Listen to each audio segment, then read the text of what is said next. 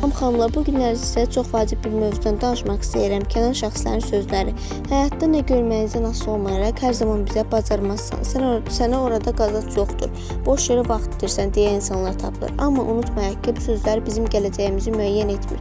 Fabellik haqqında çox fərqli fikirlər eşidə bilərsiniz. Kimsə qazanc olmadığını deyəcək, kimsə uğur qazanmağa mümkün olmadığını söyləyəcək. Ancaq hər kəsin nəticəsi öz zəhmətindən, məqsədindən və davamlılığından asılıdır.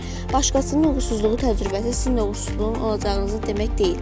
Əgər insan qarşısına məqsəd qoyarsa, planlı şəkildə işləyərsə, öyrənməkdən çəkinməsi və səbirli olarsa, nəticə əldə etmək şansı artır. Ən böyük maneə çox vaxt başqalarının fikirləri yox, həmin fikirlərə inanmağımız olur.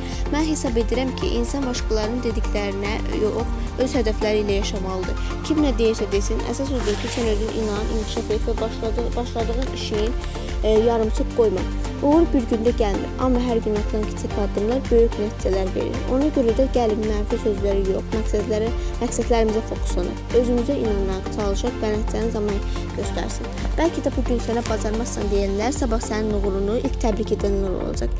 Hər şey sənin qərarının və əzmindən başlayır. Ona görə də xanımlar qarşımıza məqsəd qoyaq və qoyduğumuz məqsədə çataq.